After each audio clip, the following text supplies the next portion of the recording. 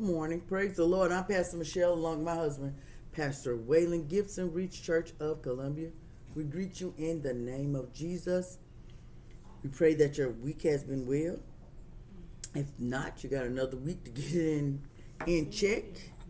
You got another new mercy that God has given us. And we have to be thankful and grateful for all the wonderful things that He's done. For all of you that He have touched you, kept you. Be thankful, be grateful unto Him, and bless His holy name, because He is a great and wonderful God. We are yet praying for all of you that are hospital bound, maybe grief bound, but we're praying for your deliverance. We're praying for your healing. We know that the healing is the children's bread. So we're believing God with you and for you, and we're thankful for all the wonderful things that God is doing in this season and in this day. Also, I want to bless the Lord for this weekend, for all of us, for me and my husband, celebrating our 25 years. It's coming up on the 2nd, and God blessed us to be able to spend some quality time together. Mm-hmm.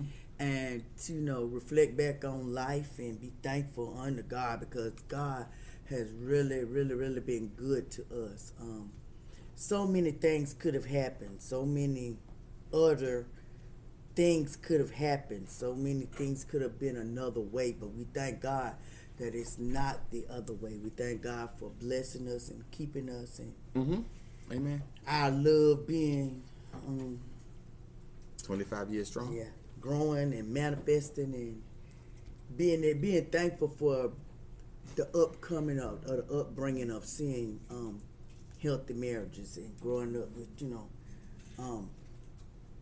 in the ministry of seeing how to work with one another, because sometimes people can be married and they don't want to work with one another. They want to just be fussy fighting, and all the time they never realize that marriage is a compromise, and you definitely have to compromise with one another, because you can't be selfish when you're married, and you can't be selfish when you're a parent, because if you do all of that, then you have problems later on in life. But in marriage, you definitely cannot be selfish. You have to be selfless, because you're always thinking about your partner, your children, your family in total, because you don't want to do anything that will destroy your family. You don't want to do anything that will disrupt your family, but you want to always bring joy and peace. And I'm thankful that it's been 25 years, and I can't believe it's been 25 years. Yeah, it don't feel like it's been 25 years, but it seemed like yesterday. But not quite yesterday. Yeah. But it'll seem like 25 years. And we've been through a lot of things. We've seen a lot of things. We've endured a lot of stuff. And we just thank God that we got closer together and didn't, move further away from one another. I'm going to have to say this. Thank God for... oh, my goodness. How y'all doing? Good to see y'all today. But thank God for Temple of Yeshua, Capernaum Church, all going way back when, because the marriage enrichment was tremendous in how our marriage had such a wonderful foundation. The teaching that was there, yes, concerning marriage, concerning partnership, concerning working together, not just talking biblical, the Bible says, but also giving details such as one thing husband and wife should look to do is how you're going to handle the finances, how are you going to handle the everydays of stuff. The biggest argument, and thank God for Moses and Evelyn Grant, my uncle, my auntie, who had the marriage, who had Watchmen on the Wall Ministries, and they were constantly doing marriage enrichments and constantly calling saying, nephew, can you come up here and usher for us? Because we're doing a conference up here on marriage and this and the thing. And at first, just thinking, I'm single. Well, I'm going to marriage enrichment for. And then going And then instead of skipping out when it was time for the word and sitting in the lobby and laughing with other folk, God was like, I need you to sit in on this and see what this is all about and look at how this is going. So anytime people ask, like, what did y'all do to be successful in your marriage? I was like, marriage enrichment. Yeah. That it seemed like we would do good until the week of marriage enrichment. And Sunday and Monday will start off okay, and then by Saturday, she not talking to me, I ain't talking to her, and it's over the smallest, pettiest thing. And I said, I ain't going to marriage enrichment tonight. She can go by herself. I ain't going. And because it was always at like 7 o'clock, and I was like, And she come home, and then she just started taking a bath and getting ready. And I'm saying, like, I guess I'll go get ready. And then we not be talking, get there about 7:15, 7:20, and we sit in the back, and then we hear the couples talking. And I never forget this one Saturday, Mother Copeland was, I'm gonna tell you this. When I tell Copeland how much I want, he better have it on the dresser before he leave. And she just started talking, and other couples were talking, and it was a thing where, because in marriage enrichment, couples got to talk and share about the topic. And they got to come in, and you got to see and hear. And I'm sitting there, and I'm looking, I'm listening, and I'm like, what am I mad about? And by the time marriage was over with, we look at each other like, we ain't got no problem. Where you want to go eat? Let's go eat. Let's go get something to eat. Yeah, because it helps you understand that whatever you're dealing with, it really wasn't a big thing. It was small misunderstandings. And you're going to have small misunderstandings. And it's, do you want to, in one sense it was, I don't want to be 55 years down the road and be 6 years in and then be talking like that in marriage enrichment. But again, it is the example of elders. And I tell anybody, you got to find you 3 or 4 or 5 married couples who actually love the Lord. They love their spouse. And you really, in one sense, don't want them to be perfect. You don't want them to have it all together, because you need to see the disagreement. You need to see how they disagree, how they kind of fight fair. And that's the other thing that I learned is being married. You can argue and disagree, but disagreeing and arguing doesn't mean you fall out with each other. Doesn't mean you mistreat each other. It doesn't mean that fighting fair is, I'm not going to talk bad about your family, your mom and your dad. You ain't talk bad about me, call me. No, we're not gonna name call. We're not gonna shame. We're not gonna whatever. The problem is the problem. The issue is the issue. We're gonna stick on topic. So that's what it is. And then and it was just wonderful to help in our foundation. And then people say, y'all got 25 years in, y'all gonna renew y'all vows? I was like, no. I had my vow renewed from like 4 times in 3 years in marriage enrichments, because the church also took trips. Couples trips, and we would go off to Hilton Head or Myrtle Beach or Savannah, somewhere else across the world, and you go and you get some enrichment, you get to be around other couples, and they would do the marriage renewal stuff. And I was like, I got like 3 or 4 certificates in like 3 years of my marriage. Like, I am not renewing nothing. Like, if it ain't right now, it ain't gonna be, it ain't gonna be right. But just I credit that those early years of the marriage enrichment ministry. If everybody else is acting crazy, I can go, they did right by y'all did right by us. And we are a testimony of when you get good teaching in something, it can work. And you effectively apply it. Yes. See, sometimes you can be in something and you feel like, I gotta go home and I gotta fight I gotta use the wrong weapon. See, when you use the wrong weapon and you weaponize your mate, and it doesn't help you. But when you learn to strategize and be like, I gotta compromise. I gotta listen to what you're saying, because I used to like to hit him, and he was like, I don't like to be hit. Don't hit me. He was like, don't hit me, because I'm. It's a love tag for me, but he said it provoked him. It's triggering. It's like he wanted to hit me back, but he didn't want to hit me in a loving way. He wanted to hit me like knock you up, something. So I had to just learn, if I ain't touching him in a loving way, I'm not gonna touch him. But his daughter does the same thing. She sees me go ballistic, and I have to go, stop hitting me. And Monet is sitting there like, What? She think that's a love tag, Like, but no. everybody's raised different. When you're married, you go into two different cultures. You put in two different cultures trying to make one culture, and you gotta be respectful, and you gotta be aware that this person don't like certain things. Yes. You know, like the first time he told me, he said, "You don't cook green beans like my auntie." I said, "Well, go back to your auntie." That wasn't even a diss. Beans. That wasn't a diss. We were talking. I said, "Oh, I'm not your auntie." So I got offended. She got offended, but it wasn't an offensive thing. Yeah. We were talking about the dinner she made, and you did something different with the greens. I was like, "Oh, okay." And I just mentioned like, "Oh, my auntie does this and this and this." She took it as it's an insult, and it's whatever. I'm like, "Why are you?" I was like, "I don't got time for you." And there's another instance where she asked, "How was dinner?" And I said, "Oh, it's really good. The rice is a little salty." And she assumed she heard the whole meal is trash, ain't nothing good, and then she got mad and I ain't got no cook for you again, whatever. Mm-hmm. So what I did was, I'm like, "What in the world? I'm talking about rice." So I called my brother-in-law, Kenny. I was like, "Kenny, let me tell you about your sister." He's like, "What she did?" And I was laughing with her. I was like, she asked me how the dinner was. I said, "It was good." I said, "The rice is a little salty." And she blew up on me. He's like, "Waylon, last week, your sister-in-law did the same thing." Because we married two sisters. Like, oh, so it's a sister thing. I said, okay. And we kind of laughed it off. But it really is two cultures coming together. And you have to learn how to communicate effectively. Getting to that point about me not wanting to be hit, it was because growing up, I was always fighting.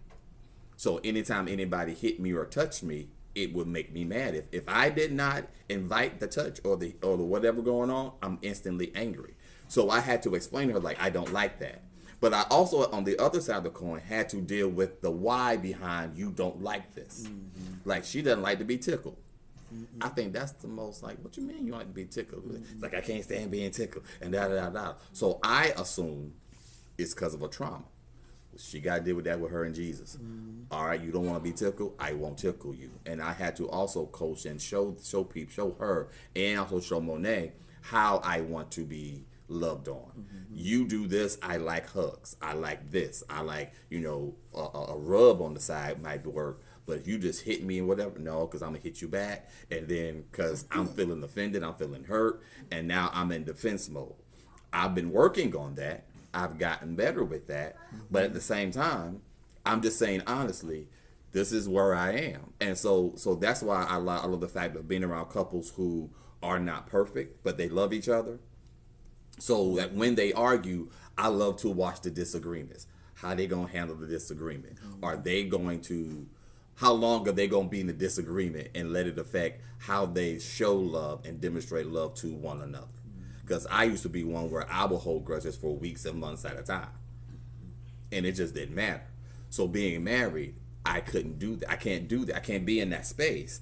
And we're going to make it. Because she'll say stuff and be mad and tell me off. And then 5 minutes later, she wants hugs and kisses. And I'm like, no, I need some time. Like, you're not going to just insult me and hurt my feelings and cut me up. And then when you want to hug me, I need some time. She's like, no, I'm going to say, get off me. Leave me alone. The love is still consistent. It is, but the love is consistent. And see, that's where the differences in our family. My mama would cuss you out and tell you off. And then the next minute she back loving you because she didn't want you to feel like rejected. Because she was like, whenever you discipline a child and you make them feel like they're isolated, they feel unloved. They feel, but she'd be like, I love you. I'm going to discipline you, but I'm going to love you too. Right. So that's why we, instantly, like they tell you crazy stuff and you get mad for the moment, but then we right back where we supposed to be because I don't never want to feel that rejection anymore because when you feel rejected, then you go into a different place. Your mind take you in all kind of places where the enemy tries to lead you. And so that was a good thing in my family. And like I said, when growing up, we never saw my mom and daddy argue.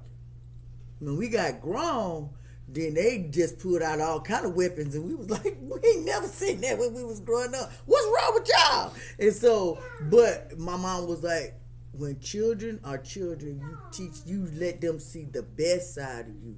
She was like, when you get grown, she was like, I'm gonna let your dad with his bald head have it. And I'd be like, Mama. But it was like, I didn't grow up where my mom and daddy never fuss and fight like that. I saw my aunties and my uncles, some of them, and then I saw, other people around that fussed and cussed and everything. But in the home where we grew up, we didn't get that, And if we had money problems, we never knew about it because mom and dad always, if they borrowed money from people, we as children didn't know that. Yeah. If we had, only one time my daddy, when he lost his job at Colonial Stores, and he was used to making $40 an hour, and he set us down as a family and said, listen, I don't make $40 an hour no more, so I'm not, we're going to be kind of unstable for a minute. But he said, I'm not going to let y'all miss anything. And, if we ever were without money, we never knew it because my mama always, mama always had money. Mama always kept us dressed. Mama always kept us fed. And if mama said she wanted something, daddy would work 3 or 4 jobs and get whatever mama wanted. So it wasn't that we ever saw poverty. We never came home, the lights was off.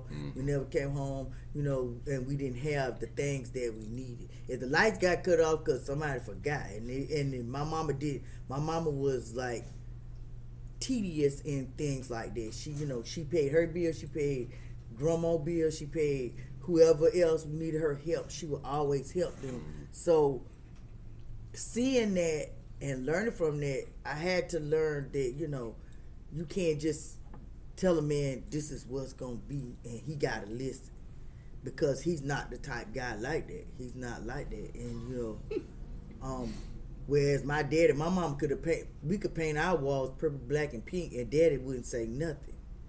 This here, my mother. Why did you put that right there? I don't like it right there. I did sometimes Saturday when I'm working and I come home, my whole house rearranged. I cleaned the house. He cleaned the house, but he done moved furniture and everything. And I used to get mad about it. I used to be frustrated about it. And I had to say, you know what? That's one less thing I got to do. One less thing I got to worry about. So I started like relaxing, releasing, and relating. Like, I'm not going to drive myself crazy about stuff. If that's just him, that's just him.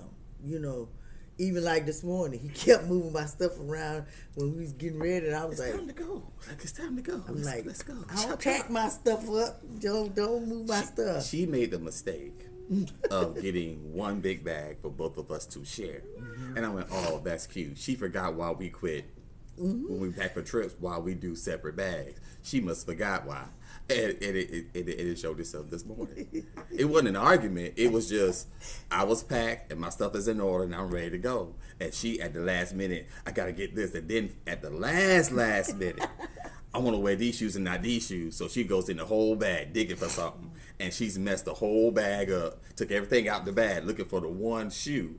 Where's my shoe at? And she finally gets the one shoe out. Now she got to throw everything back in there. And I'm just like, this is why we don't do same bag. We don't do one bag. I'm like, okay. So it's anniversary time. We rekindling. I guess we're going to get 25 years in 3 days. Okay, here we go. And it wasn't even an argument. I'm proud of myself. I didn't get mad. None of that stuff.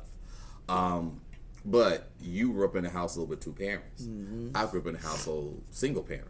So the raising was very different. My mother was very a stickler on, and her being sick all the time, or always sick because she was an epileptic. Her thing was, I got to get you ready for real life. Yeah. So as kids, on a Sunday morning, as early as I can remember, she and I are in the kitchen and she's making macaroni. Like she does her Sunday dinner before church and she's cooking it. So I'm in the kitchen helping her cook. So I've been cooking since a little kid. So when I got married and I got a wife that cooks like my mama, I was like, look at the blessing of the Lord. And I quit. I was like, I ain't got to cook nothing. And then now that, as time went on, I was like, oh, because she come home, she go, I ain't cooking, what we going to eat? I was like, oh, so we got to go out to eat. So I figure if we're going to have any money, I got to cook. So I would cook on certain days.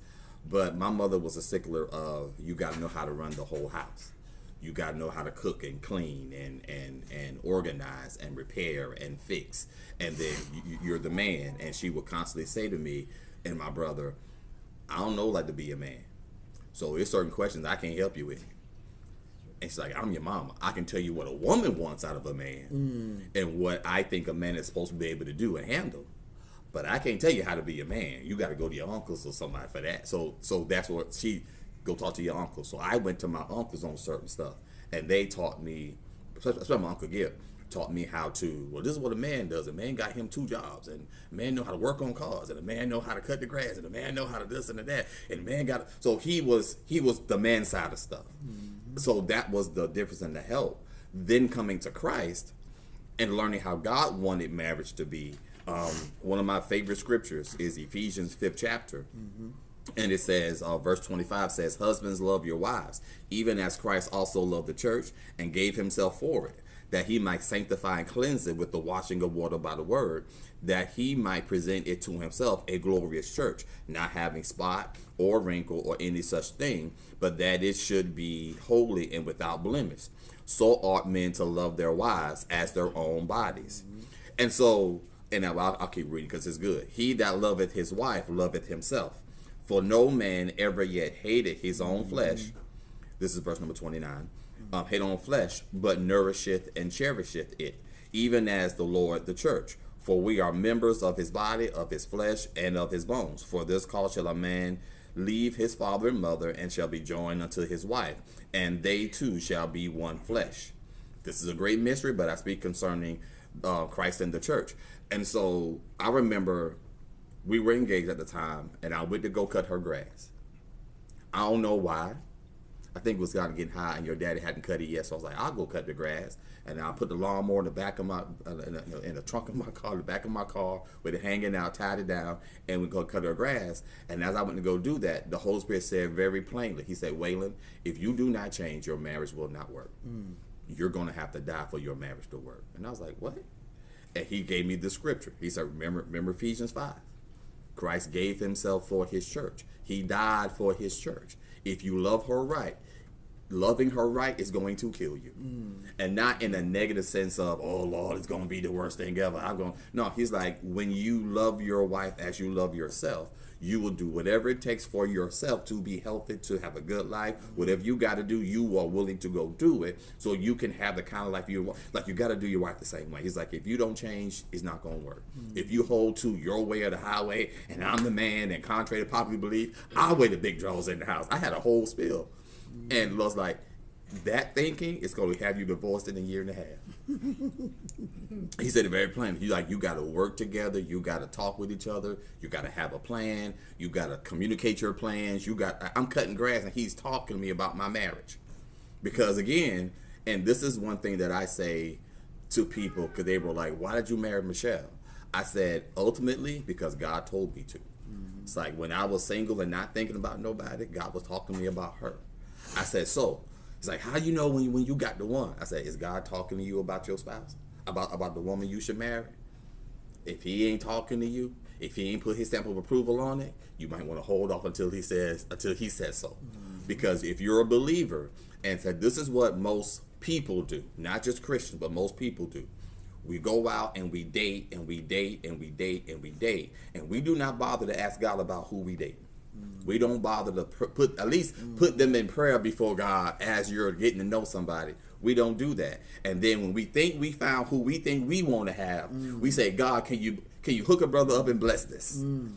Wow. And then when things go haywire, because one thing I learned was whatever you do in the beginning, you got to keep doing. However you got them, it's what you got to do to keep them. Because you have presented yourself as a certain way to do a certain thing. If you're always buying gifts and taking care of everything and shower them with flowers and roses and all kinds of stuff, hey Khalil, and all that stuff, then what you're going to have to do once you get married to them, you got to keep that going. If every time they get into a small little something, they get a scratch on the finger, put a paper cut on the finger, you come with Band-Aids and stuff and showering, and you going through all that extreme, you got to do the same thing when they get married, because it's going to get worse. It don't get better in that regard. It gets worse. And so don't start nothing you can't continue. I heard that, and I kept hearing that, and I said, okay, so whatever it is I do, I got to keep it up. And that those wisdom points became building blocks for us in marriage. Now, not every wisdom point could we apply, because some wisdom points is a great point of wisdom, but that ain't gonna quite work for us. In the same way that, man, I'm gonna take care of all the outside stuff, she gonna do all the inside stuff, but we gonna be good. Well, she's a hairstylist, she's a self-employed person, so sometimes she ain't getting home till 8:30, 9 o'clock at night. Or I'm sorry, she's getting off work at 8:30, 9 o'clock at night. I'm a teacher. I'm done by 3 o'clock, so I get to go home, and I'm sitting around the house watching TV and relaxing. And I'm glad you ain't waiting on me. So again, so sitting there relaxing, and it's like, well, what if the shoe were reversed, and you worked till 9 o'clock, you went to work at 8 o'clock, didn't get off till 9 o'clock, and you come home, and then all of a sudden they want you to cook and clean and iron and fold. And so God was like, that ain't gonna work for y'all. So go ahead and help out. You here, you ain't got nothing to do. Maybe Uncle Gib, he will come home from work and he will do the laundry. Sometimes he will cook. He do his outside stuff, but he help in the house too. He's like, you gotta work as a partnership with your spouse. Work in partnership. Okay, so every good idea won't fit this current situation. So then I would get up and I do some cleaning. That's where the rearrange of the furniture came into play, because sometimes I get to do like a little deep clean, and next thing I know, I forgot where stuff went. Well, let me go ahead and set it up here and see if that'll look nice. That's pretty cool. Okay, it's clean. Everything's polished. I done polished the furniture and deep cleaned and got all between the cushions and the seat and stuff. And you get to clean the moving stuff. You kind of forget sometimes. Sometimes it wasn't always you rearranging. It was just I forgot how you had it exactly. I just got used to coming home, not finding my house the way I left it, and I was like, at first I was upset, but then I learned. Yeah, she used to get mad. But I learned, why get upset about something you can't change, or something that is really benefiting you also? Yeah. Because then I started liking the change, because it was like, okay, this is a little different. This is a little, a new flavor. So it taught me not to get set in a pattern, and that's where sometimes we get bored with the body of Christ, or we get bored in church, because we get set in one way, and when we think it's supposed to, every time we're supposed to come to church, we're supposed to shout, dance, fall all over the floor, roll, foam at the mouth and stuff, and then praise team sings too fast. And if it doesn't happen, then some people feel like we ain't had church. And it's like, no, if you can take and apply that which you learn, and your life gets better, then that's what matters the most, because you don't want to be caught up on it always having a set way or a set thing.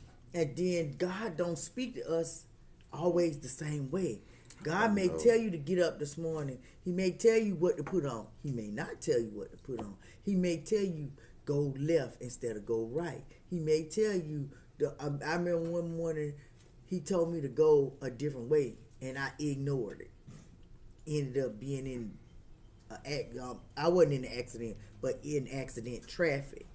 But when he would if I had went the way he told me to go, I probably would have avoided all of that. And so sometimes it's training yourself to really hear the voice of God.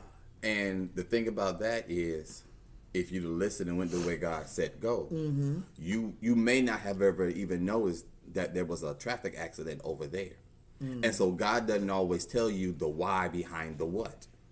And that's another important thing that I've learned, because I used to sit and think, and people sometimes would ask me, well, how do you think life would be if you hadn't married Michelle?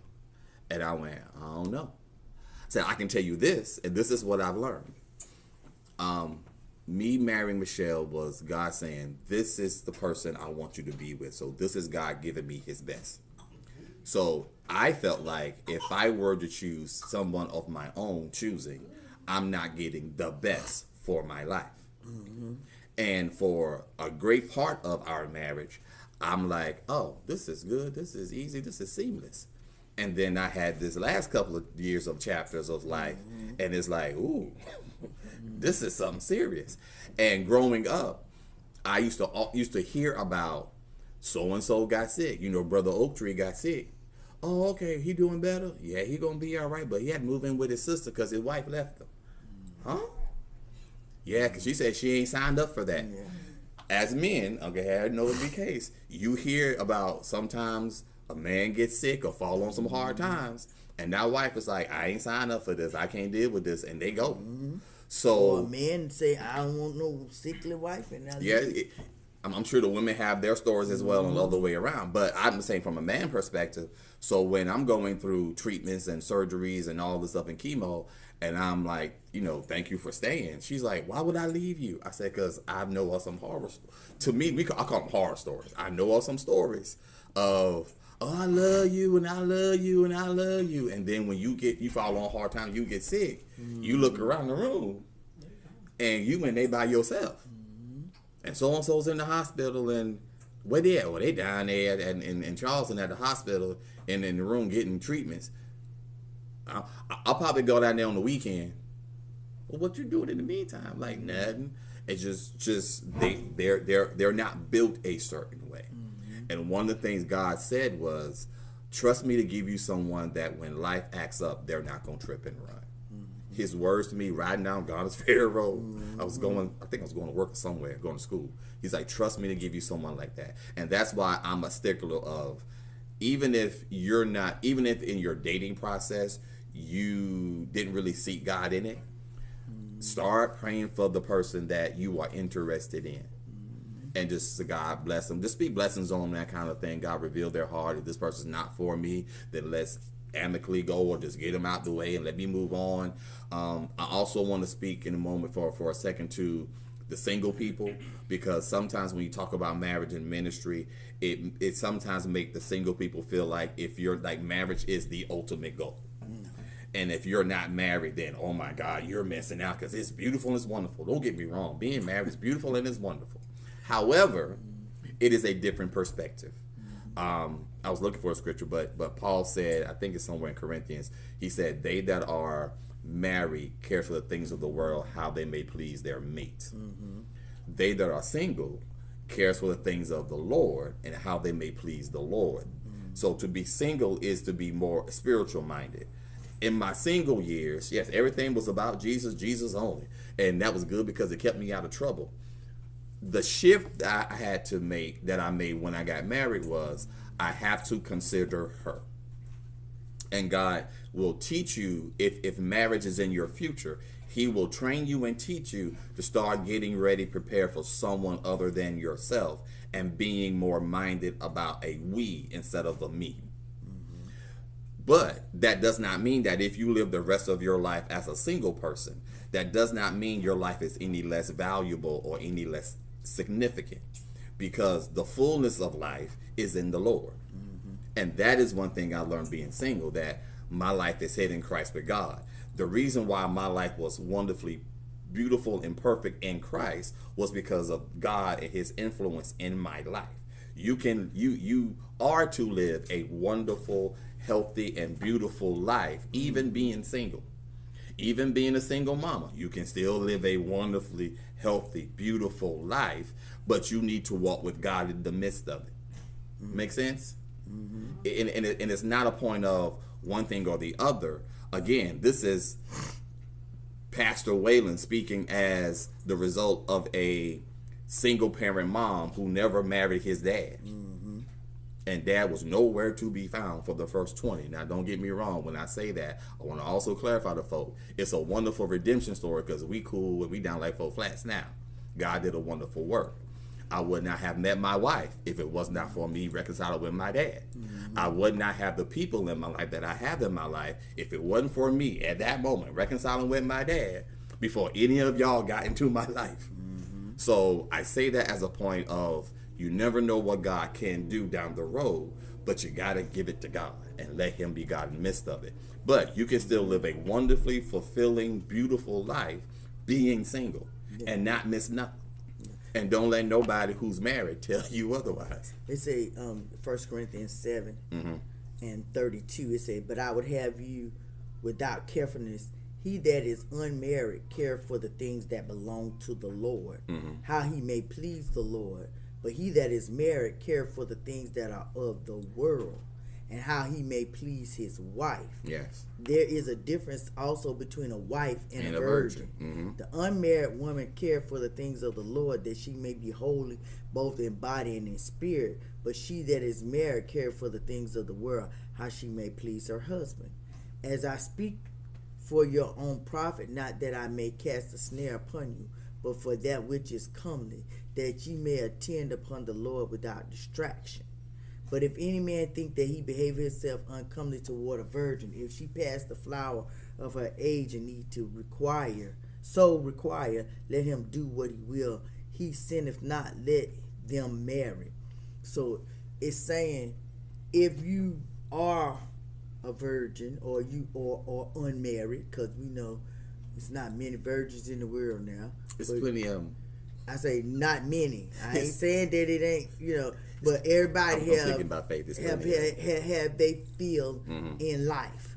And so you having your feel in life, sometimes people will try to make you be single and feel like you got so many children, ain't nobody gonna marry you. Or that ain't true. Or you've been single so long that you'll never be able to work out with marriage. And it's like, that's a lie from the pit of hell. Don't let Satan trick you into thinking that you can't get married again, or you can't get married for your first time and be 50-something or 60-something and have a fulfilled life.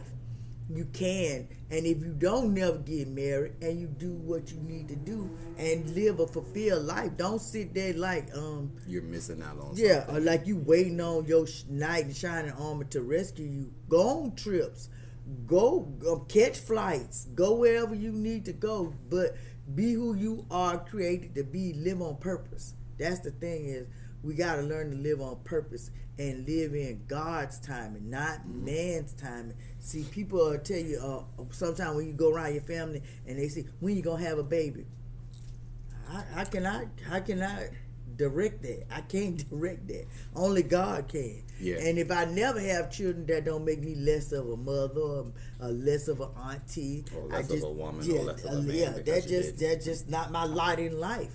And I'm not no less than the next person. I'm still as blessed. I'm still as wonderful. And that's the thing, is society have made people, when you gonna get married? Well, you married and you miserable. So why are you telling me about marriage and you miserable? Right. Let's not. Well, and they made miserably, but also understand culture and times.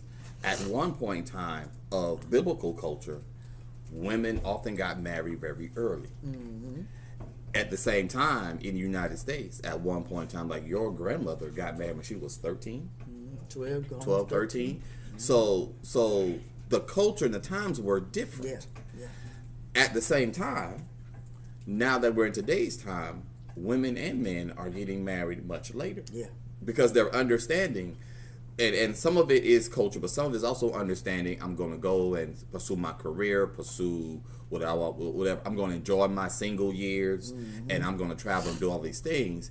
And because when you have kids are expensive. They carry with them great responsibility. They sometimes hinder your wanting to go to Dubai for a week and this and the third, because the whole family going on a trip. Ooh. But if I go by myself, I catch the red eye and do this. And so some people get married later in life because of careers and jobs and things of that nature, and where they want to be on the corporate ladder and all that kind of stuff. So they're getting married later. So it's a different dynamic now. Either way it goes, your leading of the Lord and being led by that, don't let people box you into stuff that you may not want to do at the moment. And that becomes clear. We just met a couple that's celebrating their 4-year anniversary, and they're both in animation. And she's like, yeah, we were. She's like, I'm from Jersey, he's from North Carolina, I think it was. Yeah. And she said that she was in school doing something with business and stumbled into animation, fell in love with it, and made it a life career. Went to school for it. They both went to school for it, and they've lived in California, in Georgia, different places, Virginia, different places. Now they're working remotely. Their company in California allows them to work remotely at home in North Carolina, and so they're down here visiting family members. And the baby is down there with the family while in West Columbia while they're having a little honeymoon trip. So, but she's saying that they're living life on their terms, in their plan, the way they want to, because that's what they did. Because to their parents, it's foreign. Because they're like our parents work 2 and 3 jobs, so to them, being in animation is like, how long you gonna do that before you go get a real job? So, but they're living their own life and walking in what they believe. And sometimes when you're doing that, your elders may go, you sure you're gonna do you gonna do what? You gonna do that? Oh, how long you gonna keep doing that till you settle down and get you a real job? Because to elders, life looks a certain way. And it's not until you start sharing and showing some zeros in the checkbook, in the checking account, saying, well, this is how much I make, and this is what I saved and got stored back, and this is that, and it's really a good career, and this and this and this and that. And then they go, oh, because at the end of the day, parents become concerned and elders become concerned about how are you going to provide for yourself and your family. And if you're showing that by doing this thing with computers and whatever else, you are able to build a great life for yourself, then wonderful. Wonderful. Then make sure you handle your money right, make sure you do your investments right, and this and the thing. And that becomes the main thing. It's when sometimes, and I said this before, when it seems as if our younger children and next generation doesn't seem to have any goals or any plans for how they're going to live life, that we get, at least I know for me, I get like, what you gonna do? Are you gonna live life with purpose, or you gonna let life dictate to you and just you gonna be living life by the seat of your pants? Like, what are you doing? And so I try to put it on them to say, you got to communicate with your people what your goals and your plans are, and how many steps you've been making toward your plan and your goals. Because it's one thing to say, I want to be an astronaut. Okay, great. How you gonna get there? And you haven't studied anything, you haven't researched anything, you haven't mapped anything out. You're just, I want to be an astronaut. Okay. Like I had one kid go, I want to be an astronaut. You do know you got to know how to swim. You're going to be an astronaut. You got to do certain training. You got to learn. I don't like water though. Then you're not going to be an astronaut.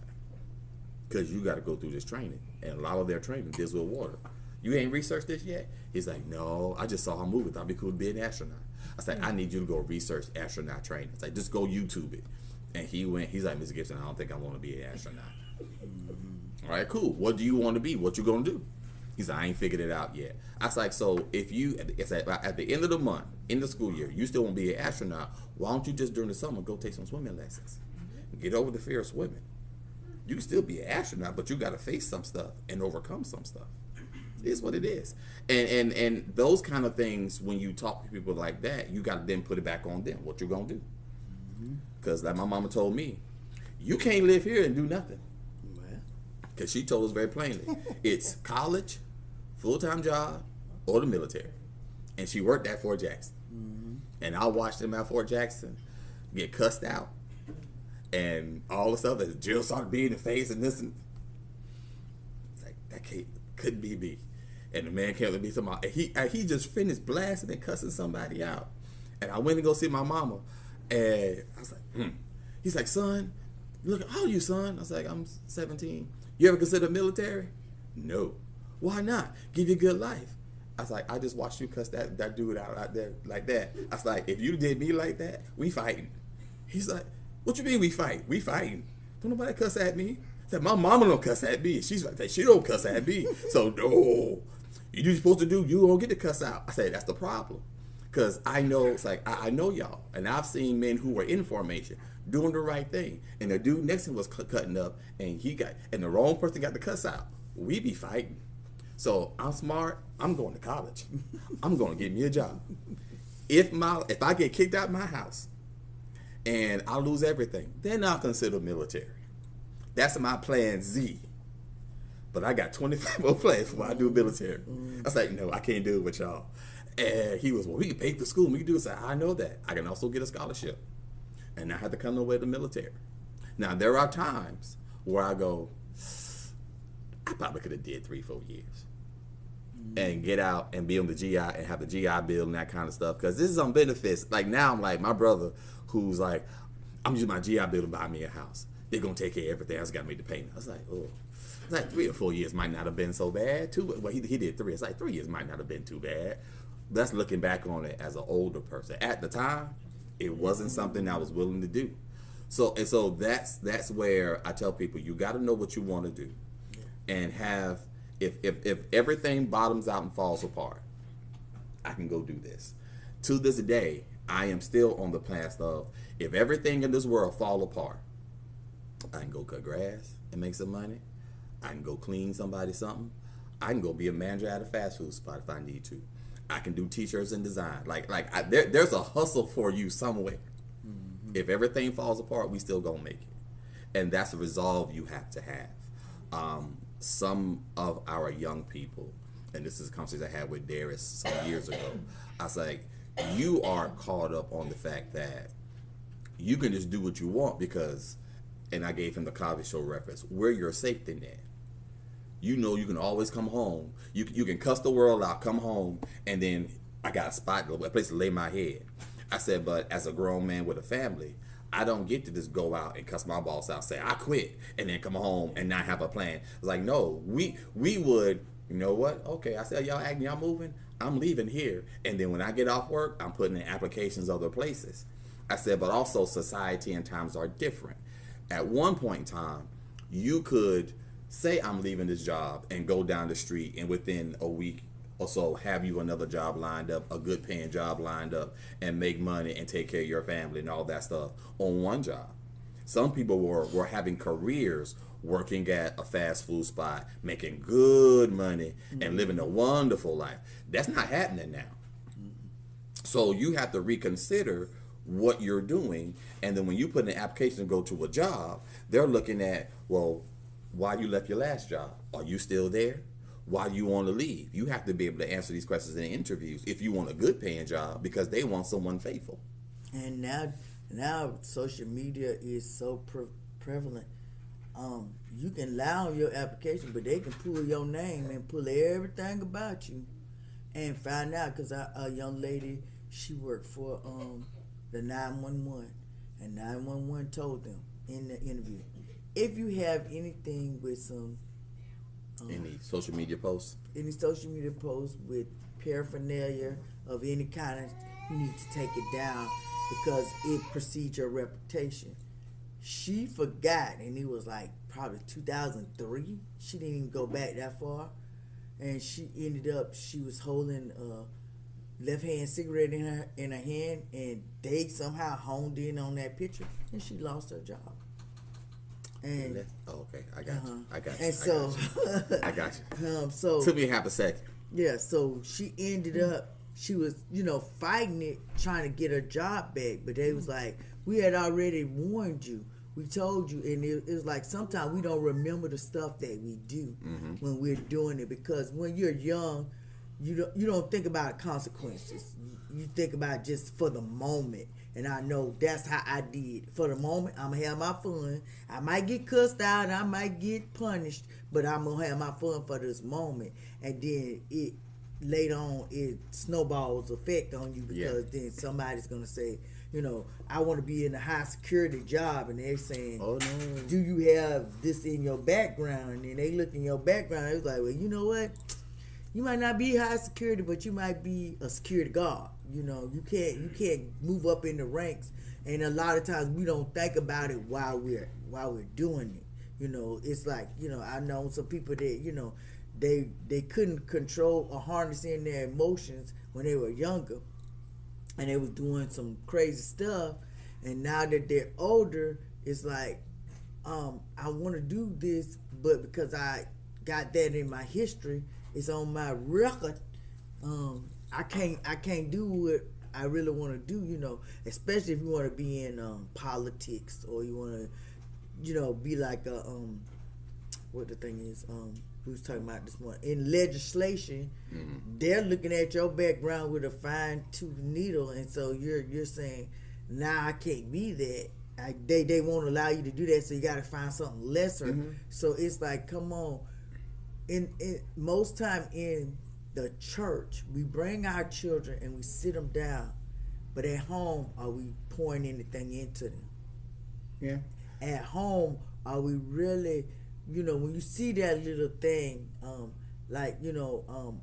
Monet, over the summer, I was catching her doing little things, and I kept telling her stop doing that stuff because she kept trying to act like she was gonna hit me, and I was like, now the moment you hit me, I'm gonna put you down like a bad habit, because I'm not gonna let no kid hit me.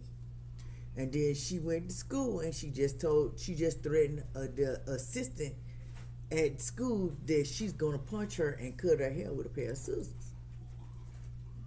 And it's because she been watching and being with the fellas, being with the boys, they wrestling and stuff. And so she's just being a kid.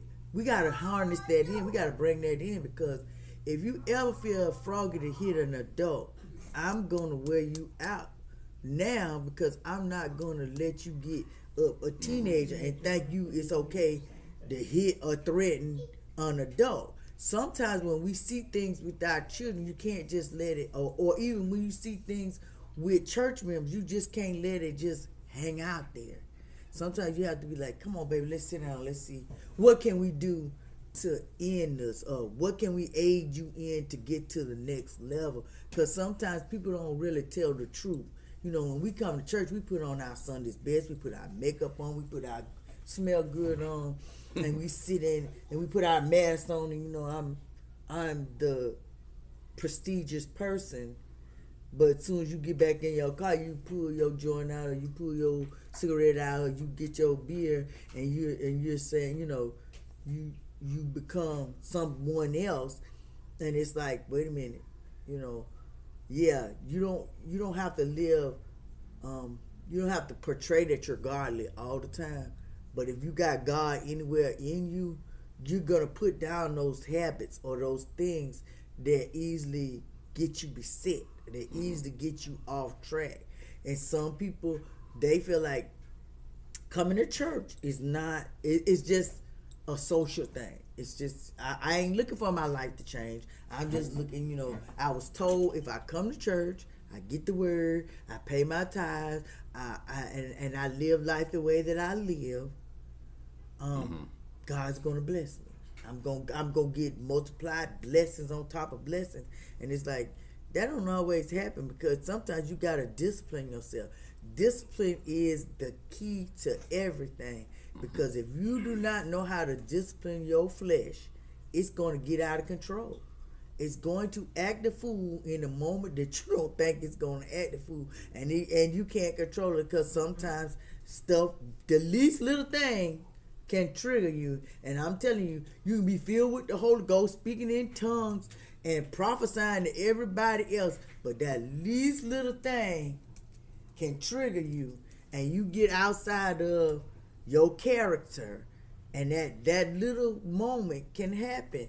And people have put up so long in church, I'm good, I'm sweet, I'm holy, I'm blessed, and I'm wonderful. And it's like, you go sit down at a restaurant with them, and they just rah, they yelling and giving commands to the people at the restaurant. It was like, but you in church, you nice. You around the saints, and you really good. But I see you out. We had this restaurant, and you treating these people like they dirt. It's like, stop living a fake life. Be real with people. Yeah. Be truthful. I want to be holy all the time. I ain't gonna tell you that happens all the time. I gotta be real. It don't happen all the time. You mean, so you're not displaying holiness characteristics all the time? No, because last night I was finna get off. Yes, off you the was. chain. I don't know why you let people bother you. We went to this restaurant, and this young lady, it just made my blood boil, because I kept seeing her side eyeing us. First of all, she came to our table and she greeted us, and 15, 20 minutes later, she never came back to the table. And I was like, and he was like, be quiet, just be nice, because be nice, be nice. Not even to be nice. It was, you selected the restaurant for a reason. Mm-hmm. So let's just enjoy each other at the restaurant. Fine. If anything need to be said, we'll handle it. Just because sometimes you gotta, okay, let's say how this gonna play out. Like, how long you gonna go? Mm-hmm. And before you come back to the table, like, so now for me, instead of getting angry, it's just let's just enjoy us, and then let's let a couple people get their trays and their stuff, and then say, excuse me, can you get the manager please, and say, sir, we got here at 7:35, 7:40. It sat down. It's now 8:15, 8:10. Our server has forgotten about us. And it's going now y'all handle it. Y'all scramble and y'all handle it, and see what y'all can do. But again, that's just me, because I'm like, okay, it's also a special time for us. So what I've learned is the moment that you want everything to go perfectly is the perfect time that it's not going to be perfect. Yeah. Just enjoy what you can. And okay, let's this must be the test, because we've been talking about stuff like this. Like, this must be the ultimate test. And I just had this, like, I'm not gonna let nobody upset anything. I'll bet my wife. Cool, we're celebrating 25 years. They don't need to know all that. It's just wonderful. It's fine. It's good. Let's just stay calm and relaxed. And she was just hot and bothered and boiling. I could have fried an egg on her head, and she was just super hot. And the whole night, no matter what happened, like, her meal came out and it wasn't cooked right, and it's like, then she sent it back for something else, and that wasn't right, and it was just her night was just ruined in a sense, or just messed up because nothing for her came out right. Now on my end, and I'm not saying, because we're sitting at the same table, my food came out fine. I was like, okay, this is kind of how it is. Just give me the shrimp and grits. You can't really mess up shrimp and grits.